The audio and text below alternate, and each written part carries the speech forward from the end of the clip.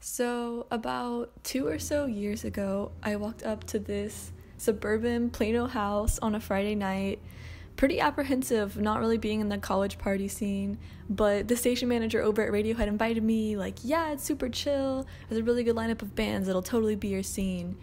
And so I decided to go, and as soon as I walked into this house venue called the Duck Pond, I realized there was this whole other world happening in the city that I had known nothing about.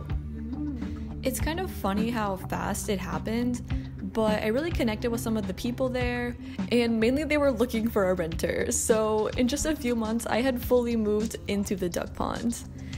It was especially fun getting to know Ivette, who largely ran the shows at the house, and this deep history that they had with the space. Like, I would be listening to music and Ivette would say, oh yeah, that band, they've played here, I know them. Or there would be one object around the house that is a wicker basket or a piece of paper, but it would have so many stories behind it, dealing with the music scene that they were in.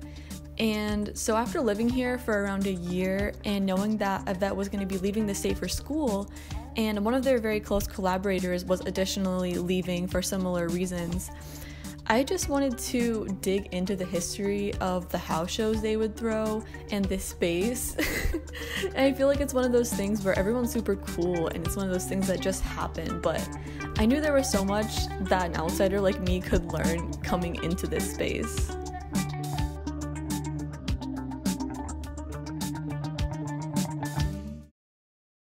Okay, so for those who have never been here or possibly never heard, can you just describe the ponds? What is the Duck Pond?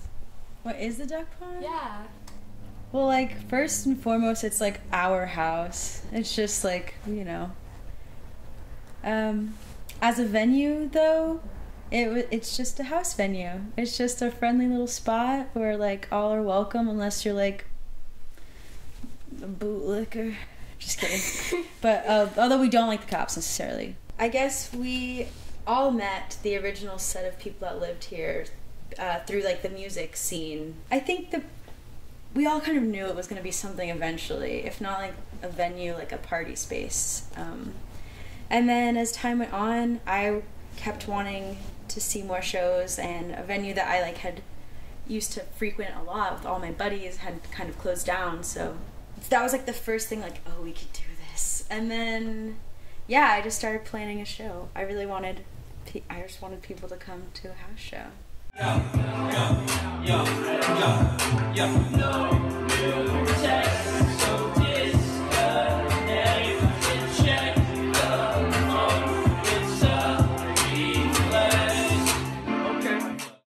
It was really cool talking to Ivette about the pond shows, and one thing I quickly learned that I hadn't realized before was that the shows I had been to at the Duck Pond in this other venue, the Onion Dome, were actually some of the last shows that were stemming from a more thriving time back in 2015, 2016.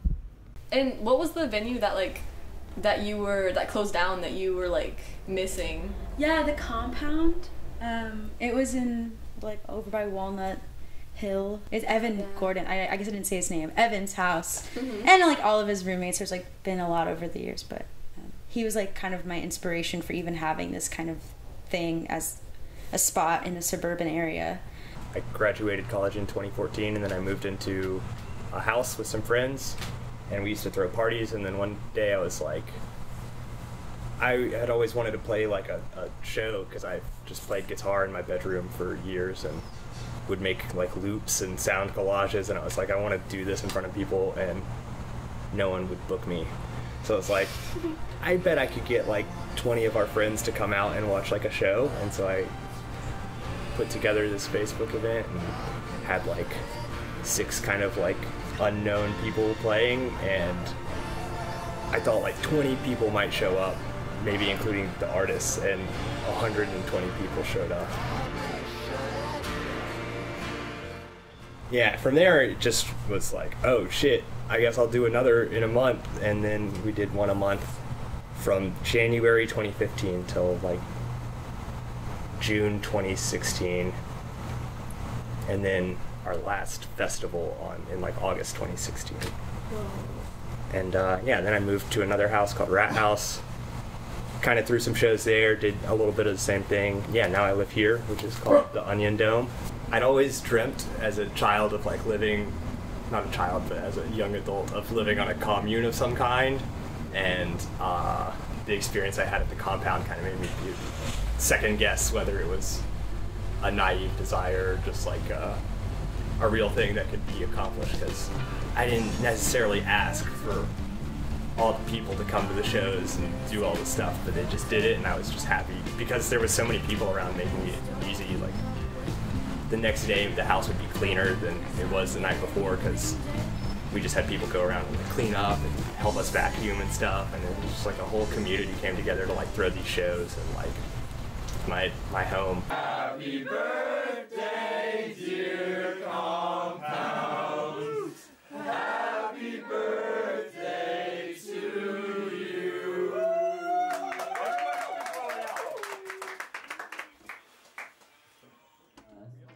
It's not a why, but a how. And so, DIY is actually really important. And the shit that you find whenever you just decide to do it yourself instead of fucking buying it or waiting for someone or bitching, complaining that no one's doing it, you should just start fucking doing it. Do it fucking live! Yeah, Evan did the compound stuff. So here's like some projections from the compound from what's that guy's name? Tomlinson. His ex-wife, maybe wife, runs Spiral Diner. Brian Tomlinson. Anyway, and then Evan, this is Luke. He now works at Summit. I see him pretty often. That is my old drummer in Field Guide. Whoa. Just a tiny chunk of his head. This was like one of my favorite, like more hardcore bands from Denton, Conklin. These people all went on to do like pretty crazy things. Sean in particular has had like some of his writing on All Things Considered on NPR. My name is Kamaron Black. I'm a musician / student, I guess, and that's how I met Ivette.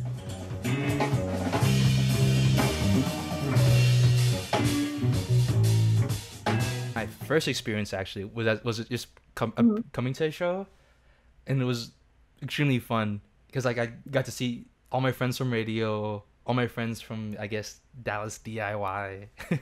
Yeah. And getting to see them all in one place in such a cool environment with cool people doing cool things. There were just so many different people and facets involved that made the shows what they were. And one of the best parts of talking to everyone was hearing about standout shows and the favorite moments that they had experienced together. Yeah, seeing Field Guide there was always... Field Guide at the compound is like iconic Dallas.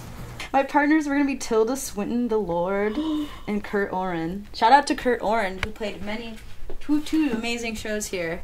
Kurt Oren, when he got here, made everybody cookies. He made two types. He made vegan cookies and just, non-vegan cookies. And then he also had this crazy projection system and made everybody sing. And so it was just one of the weirdly involved shows, I guess, that we ever had here. Oh, I also had a really good terror pigeon memory. I have like this one memory here. We can go. There's this one memory of terror pigeon, full like raised stage here. And then for this whole half of the room, which was completely empty, this is a really big room. I don't know if you can tell. It's a surprisingly big room. Yeah. We often don't know what to fill it with.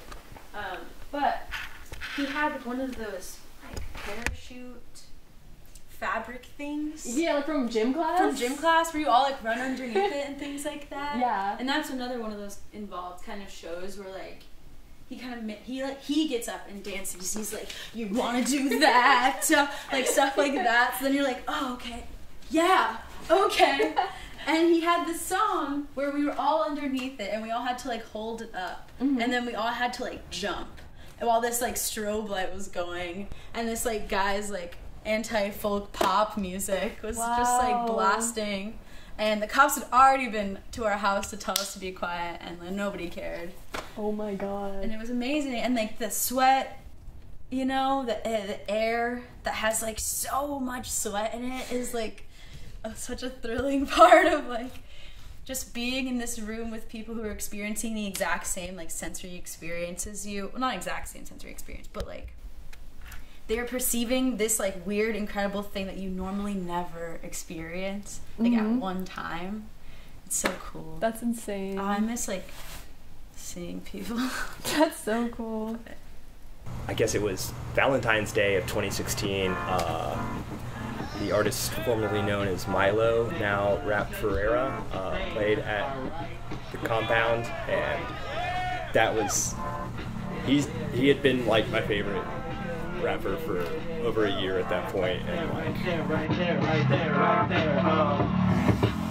Yo, Milo, why you always rapping passcodes? Cause they assholes who don't deserve the hoe.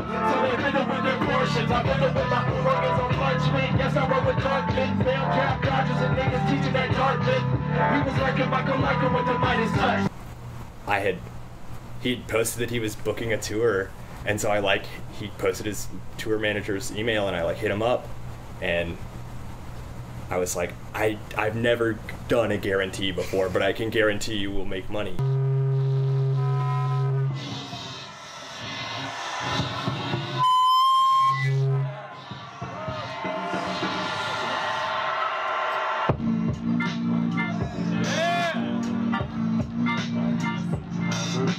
Before I wrote my first rap, I learned how to be totally silent. Made a necessity of virtue and gallivanted as no pious. Gee golly, that sure was dumb of me. These Nike gum soles sure are comfy. There I go, stunting, goodwill, hunting or goodwill mental. That is Riley Lake. I pull out 2 blades and decapitate a smarmy snake.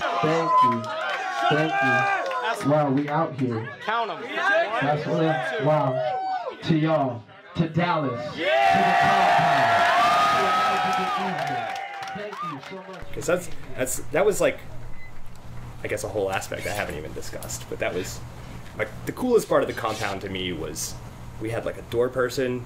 It used to be $5, and then I started kind of like, for that show it was like $10, but it was like always a suggested donation, but you would be asked at the door to do it, and it was really cool because I was able to pay a bunch of bands who, I don't know, there were sometimes touring bands would come through, and I would like always know that I was sending people home with more money than they're used to because the shows were very well attended. We'd get $400, $500, $600 a night, and then at the Milo show we got like $1,500, and it was just insane. Like I paid for someone's plane ticket to come out and perform that night. It was like, I don't know, it was cool what I was able to do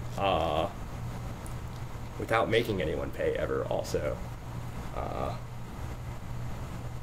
But yeah, the Milo show was just incredible. 150 people all crammed in there. And other shows, oh yeah, Free Cake for Every Creature came through at one of our last shows, and that was a really neat thing because they only toured I think one time after that before they broke up.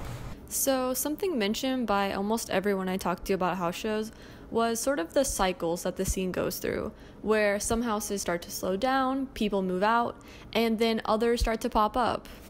I think I kind of like realized that like, oh, there is like other stuff going on. It's just like, that's when Eve moved to the Duck Pond, and I think they threw some of the first house shows probably ever thrown in Plano, Texas. The Duck Pond in particular was more of like the house was smaller, and the places where people would be hanging out would be more intimate, and so you could see everybody. And most house shows is like this like sea of people, and like everything's going on over there and over here, and everyone's screaming and yelling. But the Duck Pond, even though people could be loud, there wasn't kind of like this need to be like, hey, I'm going to the back with my beer, what's up? Like, it's just kind of just like, oh yeah, we can have this pleasant conversation.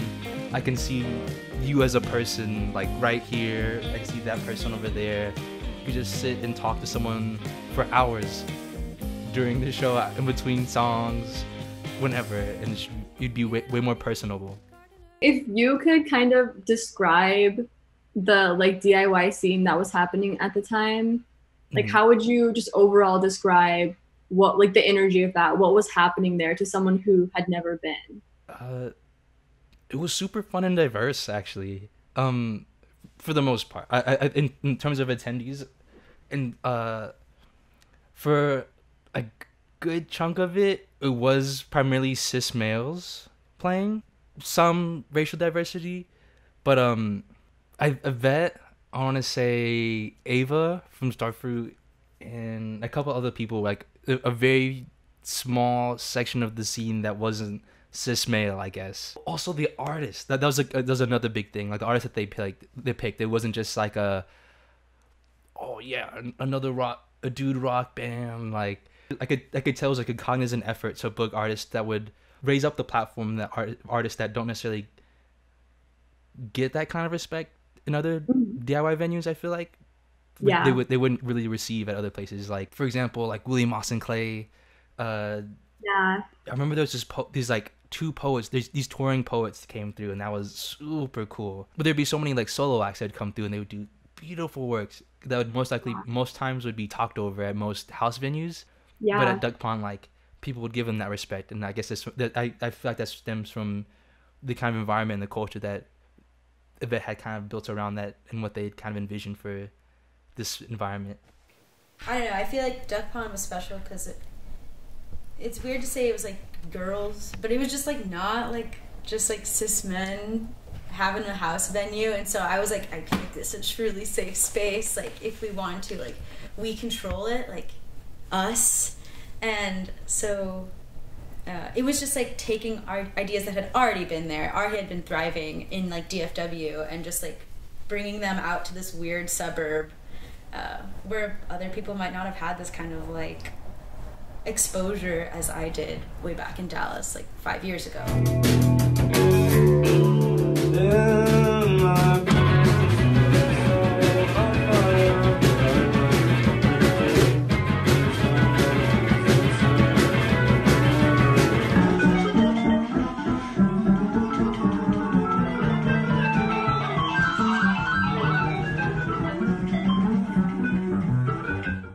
We were like the first venue for a lot of local acts to like have their first show, and so it was like easy for people to like start wanting to create more, maybe because they knew that they could have people that you could directly reach out to and then like have a show if you wanted to, and we could like make it happen.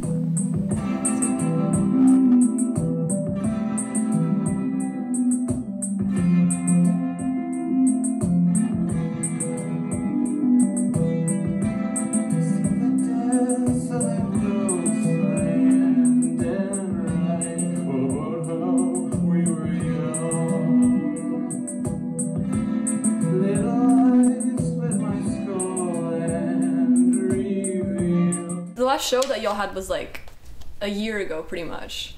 So, right? Was it like a year ago? Yeah, yeah. I was just like wondering how things like kind of got to like simmer down more. And this is like, you're moving, so it's a final phase, but like, can you talk about the phases it took to get to like now where, you know, people are departing, and how did that kind of, was there any problems there? How did that like go down? Yeah, it wasn't like there were explicit problems, I guess.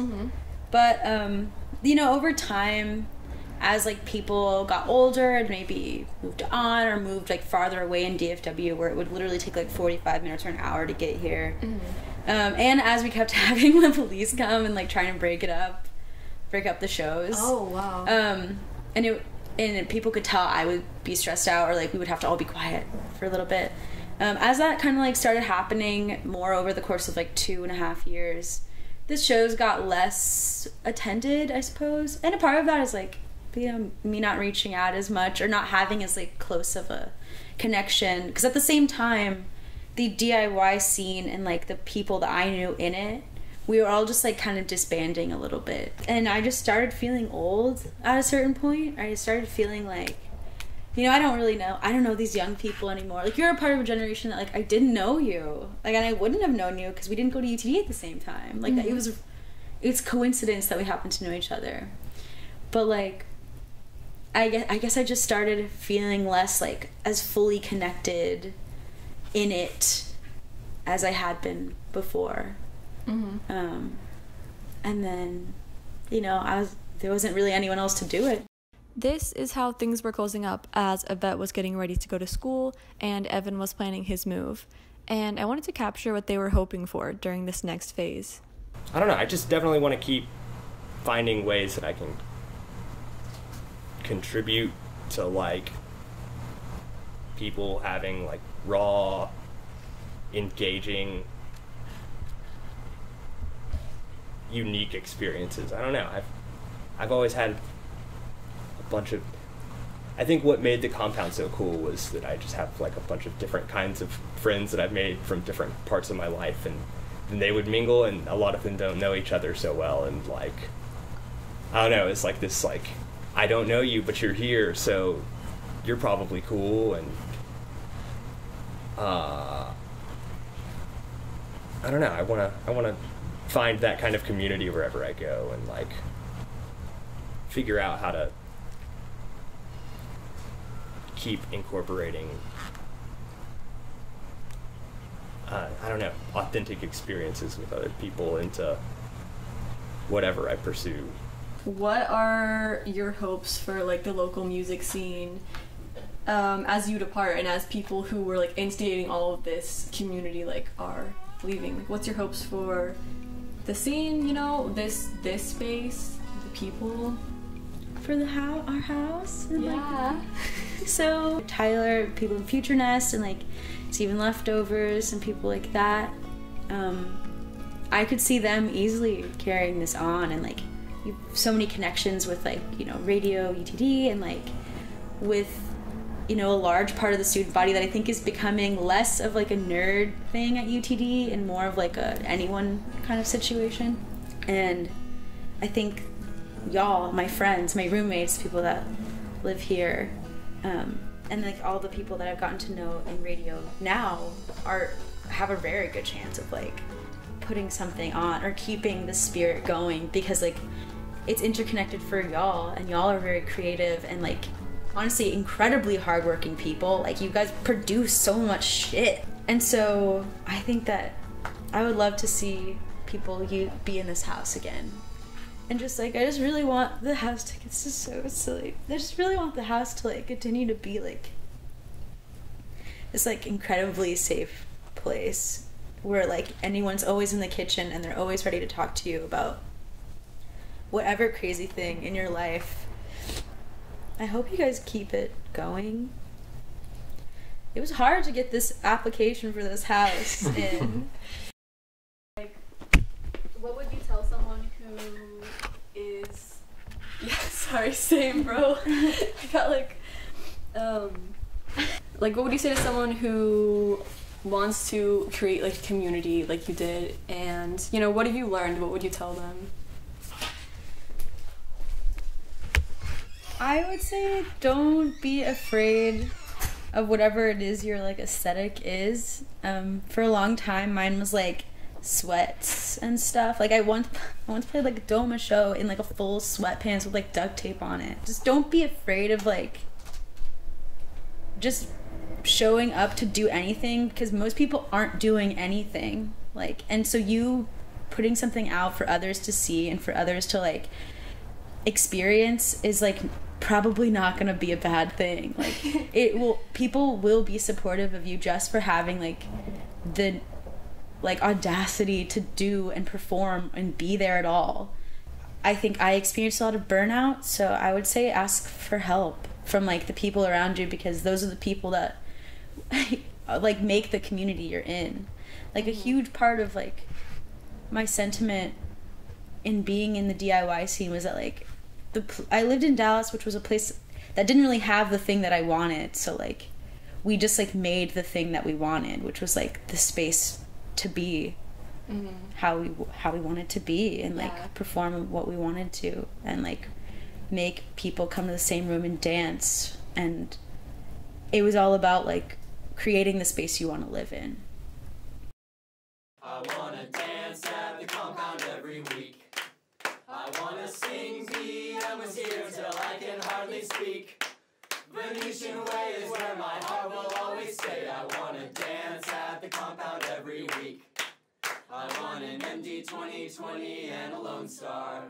I wanna sing stupid songs in the backseat of your car. I want my best friends with me, there's no place I'd rather be. I want an MD 2020 and a Lone Star. Yeehaw!